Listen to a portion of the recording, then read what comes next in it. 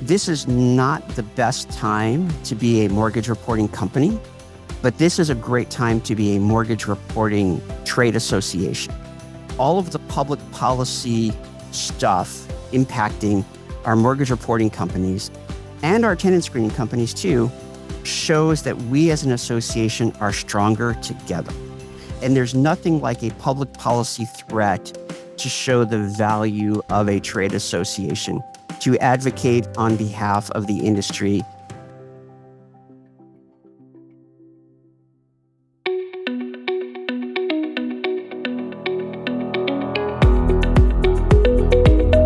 This is Associations Thrive, the podcast celebrating successful associations and their leaders. I'm your host, Joanna Pineda, CEO and Chief Troublemaker at Matrix Group International. Listen in as top association executives tell all, revealing the creative and innovative ways they're increasing membership, generating revenue, nurturing engagement, and reimagining their organizations. By the way, if you've launched a new initiative, created new member services, or updated your governance structure and are seeing great results, I want to hear your story, and so do my listeners. I'd love to have you as a guest.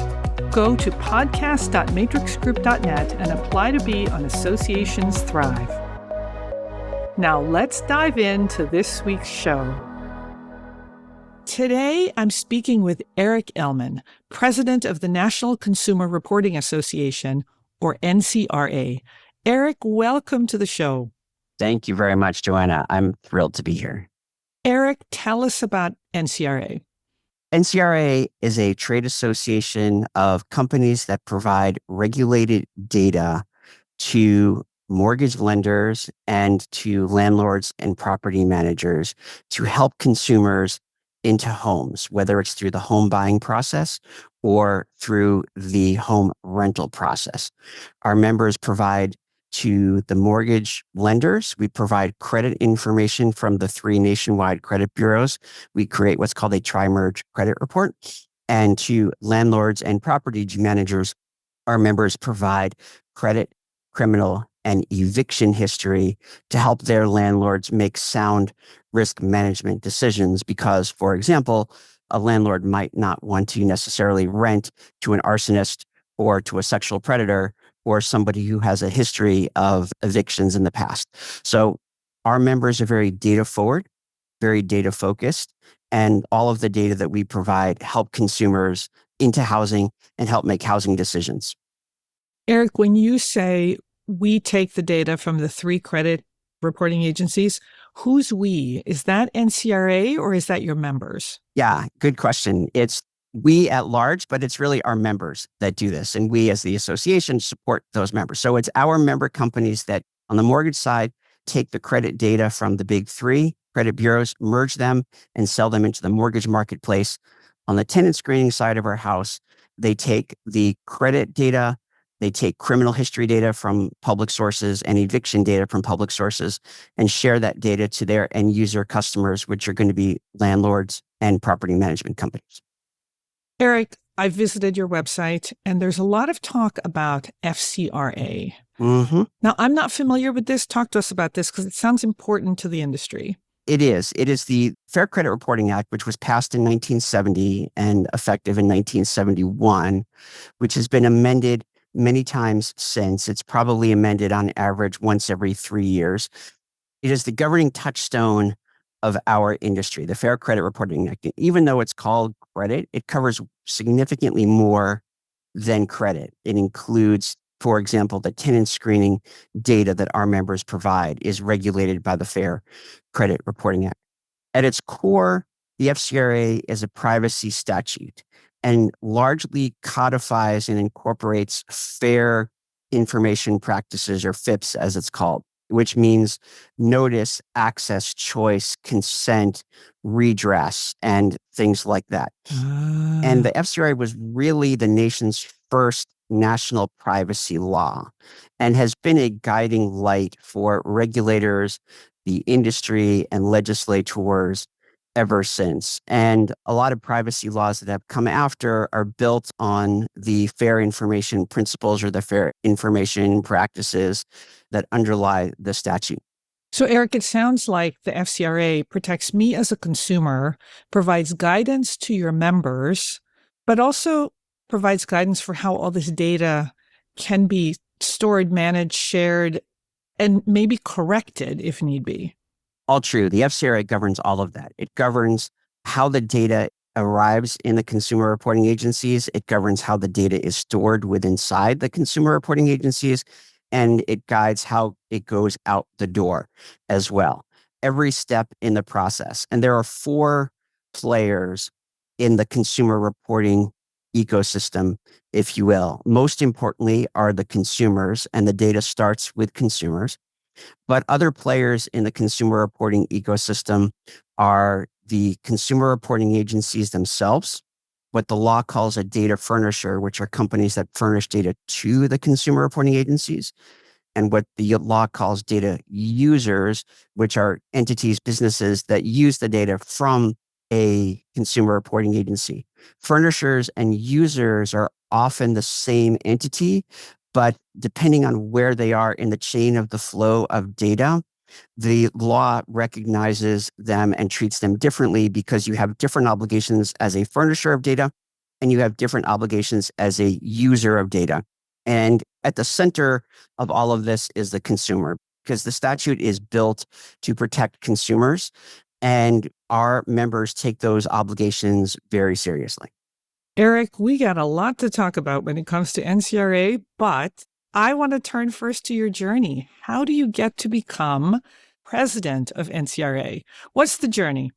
Well, I've been at NCRA since last February, so it's a year and change, 13, 14 some odd months. And I have been in the consumer reporting space for almost 30 years at this point. I spent my previous 27 some odd years at the Consumer Data Industry Association, CDIA, which is the trade association that primarily represents the big three nationwide credit bureaus, Equifax, Experian, and TransUnion. And after 27 years there at CDIA, it was time for a change, and I left. And I left there to become the president of NCRA. And my transition was pretty easy because the chairwoman of the board, who I've known and worked with at CDIA, called me up and said, "Hey, how would you like to be the president of NCRA?" So we had a couple of conversations about that. I had a meeting or two with the board of directors, all online, because our board is scattered across like a lot of other boards are. And the rest is history. And here I am. But having been in the industry and knowing a lot of the players in my 3 decades of work for the consumer reporting space has been extraordinarily helpful and made it a very easy transition to go from one association to the other. You were extraordinarily qualified for this position based on your background. Well, I would like to think so, and the board seems to think so.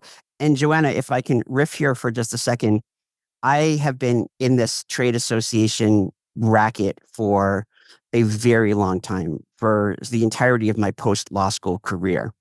And I've had a number of different jobs. I've had a number of different roles and a few different employers over the years. And I am having the most fun now that I've ever had in my professional career. I absolutely love the people I work with. I absolutely love the work that I do. It's rare that you could find somebody who wakes up every morning happy to go to work, but I wake up every morning happy to go to work. Okay, so I want to dive into this for a second. Let's do it. Because I think, I talk to a lot of CEOs and they love their jobs, they love their members, but you said you're happier now than you've ever been. Absolutely. What happened? Is it you? Is it the job? Is it the members? Because you've been in the same space, sort of. Yeah, I think it's the different association and the different culture within this association. And I spend a lot of time thinking and listening to and learning about management and leadership and organizational culture. And Joanna, I know that you spend a lot of time in that space as well. But sometimes there's something in the water that can influence culture in a bad way and sometimes in a good way. There are so many things I love about the culture of NCRA, which makes me love my job. And there's a few other things too. So at a very high level, I think it's a few things, Joanna. It's one, It's the level of trust that the board has placed in me, and it's my ability to have an enormous impact in our association in a very short period of time, financially, in communications, in public policy, and we could unpack some of that as well. Because I inherited an association that was in significant financial trouble, and I was given an enormous amount of liberty to turn the organization around. And we're making extraordinarily positive progress in that regard. So I love the place because I'm able to have a positive impact, able to make a big difference, all of that in a very short window of time. And the level of trust and respect that the board and I have for each other goes a very long way to create an environment where I'm just love the job and happy to do it. What I'm hearing is that trust is really, really important to you. There's trust between you and the board, but if you think about it, the whole industry has to have a lot of trust in it. Consumers need to be able to trust the agencies with their data. The landlords and the mortgage companies need to trust the data that they're getting from the reporting agencies. Trust is like your oxygen. Yeah, I never really thought about it in that way, but yes, trust is a currency for our industry in that people have to trust the data coming in and going out.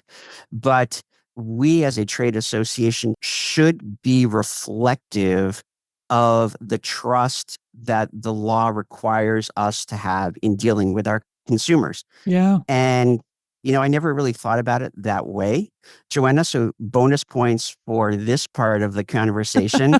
Yeah. But yeah, our industry is built on trust. So we as a trade association should reflect the trust that we are, if I'm combining my metaphors here, that entrusted with at the statutory and regulatory level. So Yeah. it is a big part of it. Culture is very important to me. And the culture here at NCRA is really extraordinarily positive. I've got an amazing working relationship with the board. I have a very high regard for them, and they have a very high regard for me. And we are working as hard as we can to elevate this association as quickly as possible. Well, let's turn to NCRA. So you said something rather interesting and provocative. You said that when you came to NCRA about 14 months ago, the organization was struggling a little bit. So what's the first 14 months been like? Man, it's been a journey. Yeah. There were maybe more than a couple of sleepless nights that I had early in my tenure because we were on a very weak financial footing. Our public policy operation was not that great. Our communications with our members was mediocre. Our website previous to my arrival was also not so hot. So I set to work very quickly to stabilize our finances, to revitalize our branding, create a new logo, develop a new website, reimagine how we communicate with members and non-members, the broader ecosystem, reimagine how we handle public policy, and made a number of changes along the way. Each one of those is probably a whole nother hour of conversation. Right. But my overall theme for my leadership here at NCRA is to elevate everything that we do in communications, in public policy, in meetings, in certification programs, in everything. And I believe, and the board believes in this philosophy of elevating everything that we do so much, Joanna, that when we rebranded our conference late last fall and going forward, the name of the conference has been changed from The Conference to Elevate. So people last year said, and I want people to say, hey, are you going to Elevate? Will I see you at Elevate? So we created some branding around that. And the philosophy or the branding around our conference, now called Elevate, fits the overall theme of my leadership. Now, you can rebrand a conference, call it something else, but you have to change the guts of a conference so that it becomes a different experience. Exactly. How did you make that change happen? Because it's always a struggle, or not necessarily a struggle. It's a process to change a conference. Right. And then what did you do? How's it different? Yeah, all good questions because I mean, your point is well taken is that sure, you could put on a fresher set of paint and some nice curtains and new colors, but you could only do so much cosmetically because you really have to change the inside of the conference and the inside of the association. And let me just start, if I may, to talk about the association, and then I'll move quickly into the conference. My goal with NCRA, if you look at it as a storefront, I want people walking down the street to see our big, shiny new store and say, wow, that is a great looking awning. Their storefront is great, but I want them to walk to the door and I want them to put their face to the glass and say, I don't know what's going on inside there, but I want a piece of that. I want to go inside that store and see what's happening inside. You want buzz. I want buzz. That's exactly right. And that is what I'm bringing to the association and to Elevate 2025 last year in Salt Lake, Elevate 2026 soft launch. We are going to be in New Orleans in the fall. Fun, fun. So, laissez bon les thèmes roulés. So, going back now, finally, Joanna, to your question is what did you do to reimagine this conference? First is we got a great set of speakers, people that people want to come and see. We created energy and excitement around the conference. We really leaned into our sponsorship program and we helped our sponsors see the value that we are delivering to an associational convening. There's a lot of different things to create this energy, and some of them feed off of each other because you're not really going to drive sponsors unless you can show that you're creating an event worthy of sponsorship. We had record-breaking sponsors last year, record in terms of the number of sponsors, the number of new sponsors, the sponsor support. What did you tell them that you had record-breaking sponsorships? What did you tell them about the experience? I mean, they had to trust you that you were going to make it happen. There's trust again. Exactly right. There is a trust that I was going to make this happen. There is a trust that I have the energy and the excitement and the passion to really build something special. And to some degree, for people who are coming, and especially for sponsors, it was a bit of a leap of faith. I was asking them to walk on this journey with me, take this jump, let us hold hands and jump into the breach together. And at every turn, everybody said yes. And I absolutely love that. So it is part content. A lot of people come for content, but also a lot of people come because they want to meet their colleagues and their friends. And they also kind of want to sort of check out their competitors. Right. And, you know, side eye, what are they doing over there at that booth or that station or what have you? So to some degree, maybe to a large degree, I was building Elevate 2025 on a lot of hope and a lot of faith and a lot of trust. And we are just now starting to unpack or to plan the process for Elevate 2026. But already the excitement and the energy is there. And some of our sponsors, our largest sponsors last year, are going to be even bigger sponsors this year. And I just find that so heartwarming. Eric, I don't know how large your staff is, but were you personally involved in the conversations with the sponsors? Because your energy and enthusiasm, it's infectious. And I'm sure they couldn't resist you, but who is doing these conversations? Was it you? Yeah, it's all me. We are so small. Like how small is small? Well, the only employee, you're talking to the only employee. Ah. When I started about a year ago, we had a couple of other employees, and I'm going to come back to your question in just a second, but we had to make a lot of hard decisions. I had to make a lot of hard decisions in terms of both increasing revenue, which I did significantly, and cutting expenses, which I also did significantly. And unfortunately, some of the changes we had to make was to rethink how we handled our people. And we had to let a couple of people go. In fact, the only two people that I had to let them go. And it's a decision that I did not take very lightly. And it just had to be done.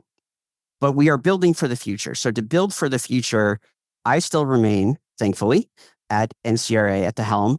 And what I've also done is I've reimagined how we handle the work, the load that comes in. So I brought in an association management company Ah, that works behind the scenes.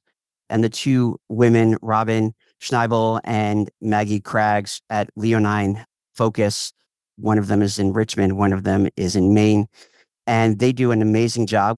I've known them for a number of years, but we've only worked together for just a month or two, and they are providing an extraordinary amount of back office, behind the curtains work that helps power this association going forward. We are still too small. We continue to grow, which I'm excited about, but we need and should be doing more, and we are on a path to success. So going back to your question, Joanna, about the engagement with sponsors, primarily it's me. And because we're so small, I do a lot. I wear a ton of different hats, and it can weigh me down a bit, but it's all for a good cause. I think that if you've got sponsors hearing from you directly and hearing that you are making these promises and you're going to make them happen, clearly they're believing you. And since you delivered last year, they know you're going to deliver again. And so you're on the path to doing great. Yeah, well, thank you for pointing that out. But I also wanted to share something that occurred to me as we're chatting is one of the things I had to do to generate revenue is, well, first of all, in the last 14 months or so, we've brought in 9 new sponsors in about 14 months, which has been amazing. Probably the most sponsorship growth we've had at this association in such a compressed period of time. So that was an important way to raise revenue. Elevate 2025 was an important way to raise revenue, but also we had to call for a special assessment. And we had to make a very painful decision because our survival was at stake. And these were not easy decisions. The board and I had quite a few emergency meetings, probably 3 or 4 a month in a certain period of time to the early to middle part of last year. And what we had to do, the board chair and I, we worked together to put a presentation together for a couple of all hands, all member teams meetings. Our presentation was in 3 parts. One, how we got to where we are financially. 2, the changes that we have implemented to never have this happen ever again. And 3, invest in us, believe in us. This is our vision for the association going forward. This is how we elevate the association. Again, we've mentioned this before, but walk on this journey with me. And again, a lot of this was trust because you're asking people to dig deeper in the middle of a year after most people's budgets have been locked in. Right. And our special assessment returned somewhere between 96 to 102% of its goal, Wow. which is remarkable. And almost every member said yes. Maybe one member said, forget it, and left. But we had still had more people join. And we had companies come in knowing that they were going to have to pay more. But I created a vision for this organization, where I want this organization to go, where I want us to be, where I want to take us. And I asked members to take a leap of faith with me, to believe in me and this journey that we're taking to get us there. And almost every single person said, yes, please. It sounds like they were waiting for an opportunity to do more, to get more, and they were waiting for the right person to really say, come on down and here's how we're going to make it happen. Yeah, I think you're right. To a large degree, I think you're right. I inherited an association where people believed at its core there was something there, Right. but we needed somebody to get in, dig under the hood, and root around in the engine and do things a little bit differently to go from a Honda Civic to a Ferrari. And I'm not quite sure that we're at the Ferrari stage. Maybe you're at a Lexus stage. Maybe, but we are definitely moving faster. We are definitely more nimble. But I think to a large degree, people were waiting for a person with the ability that I brought as a leader and a visionary to show a path forward and to execute on that path. Now, you say that membership is growing. Is the industry growing? Yeah, I would say that it is. At our core, our members are helping their customers manage risk, whether it's financial risk in a mortgage context or whether it is financial or criminal theft or criminal risk in an apartment context. So I would say that we, on the mortgage reporting side of our house, we probably represent almost the entirety of the industry. On the tenant screening side of the house, we don't represent the totality of the industry. So there's room to grow. There is definitely room for the association to grow. And one of the larger players in the tenant screening space called recently and asked for an application and say, I want in. And that was great. I didn't even have to go out and recruit this person. They came to me and said, I want in. Nice. So I said, great, here's an application. So we're just waiting to process that application before I can announce who this company is. But the tenant screening industry is growing, and I think growing significantly. There's a lot of renters in the marketplace today. And I think there's plenty of room for us as an association to grow with the tenant screening folks. Now, I'm going to take us back to FCRA because it sounds like this is really important legislation. You've got a certification that teaches individuals how to comply with the FCRA. So talk to us about this certification, because you need to be certified to be able to keep the trust of the people, right? Well, yeah. I mean, everything comes back to trust, doesn't it? The FCRA is a very complicated, very detail-oriented section of the law. And the penalties for violating the FCRA are extraordinary. It is the only consumer protection statute, I think. I have a high degree of confidence that it's the only federal consumer protection statute where there's no cap on class action liability. Oh. And the statute is built in such a way to incentivize litigation, which is a whole nother hour of conversation that we won't get to today. But we at NCRA have put out webinars on this, and shameless plug, we will have more webinars on this coming. So watch this space. We at NCRA provide a couple of different levels, level 1 and level 2, for certification for staff people at both consumer reporting agencies, CRAs, who are our members and sometimes not, as well as the end users or the data furnishers of this information. And staying current on the law and getting the law right is very important, should be very important. It's something that we at NCRA value. So to help raise the professionalism in this industry, we've got a couple of different levels of certification that we are asking people to lean into to show their employers and their future employers that they have a higher level of understanding and have satisfied the requirements to be FCRA certified from NCRA. Thank God there's an organization like yours training people to handle all this data. Yes. I'm glad this is being recorded because that's the quote I'm going to pull out of this. Joanna says, thank God. Absolutely. For NCRA and its work to certify professionals in the association. That's going to be great. Eric, before we go, it's the year of the fire horse. And for those who don't follow Chinese zodiac signs, the year of the fire horse is a special one because, according to the mythology, it is characterized by a whole lot of chaos, but the potential for great change and disruption. So what's 2026 going to look like for you and NCRA?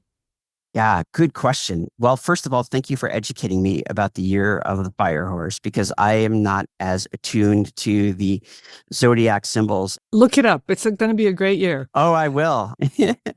There are, like the Chinese proverb and like the fire horse itself, there are both challenges and opportunities, and sometimes they are one in the same. There is a lot of unpredictability in the financial marketplace. There are significant risks in the public policy space. The financial challenges, the financial uncertainty primarily impacts the mortgage reporting members on that side of our house. The public policy uncertainty has always been a significant threat for primarily our tenant screening members on that side of the house. But the trick is to take those challenges and make them opportunities. So, for example, again, there's a whole nother hour of conversation that we'll never get to on a lot of the public policy threats to the mortgage reporting industry. This is not the best time to be a mortgage reporting company, but this is a great time to be a mortgage reporting trade association. All of the public policy stuff impacting our mortgage reporting companies and our tenant screening companies too shows that we as an association are stronger together. And there's nothing like a public policy threat to show the value of a trade association, to advocate on behalf of the industry. Right. Through the House and the Senate, Democrats and Republicans, in the administration, in the agencies that we deal with, like HUD and FHFA and FTC, and in the state capitals, because we have a lot of state government affairs work that we do, working with state banking commissioners, working with others, attorneys general, et cetera.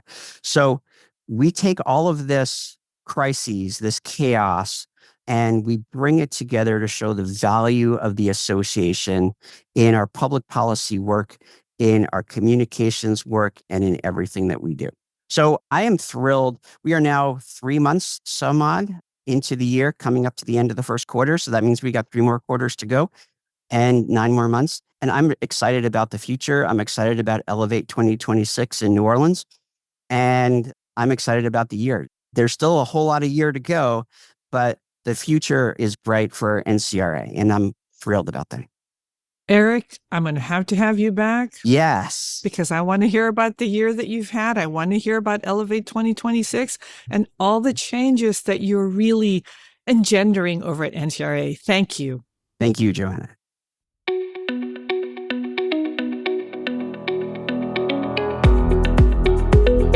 Thanks for listening to Associations Thrive. We're so glad to have you here.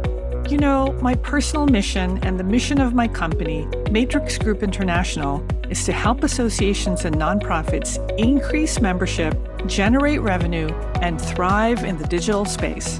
I want to hear stories of how your organization is thriving in today's challenging landscape. Please apply to be on my show by going to podcast.matrixgroup.net. By the way, do you need help with a digital initiative? Maybe it's a website redesign, a new membership database, or a hybrid meeting that you're planning. I'd love to connect with you.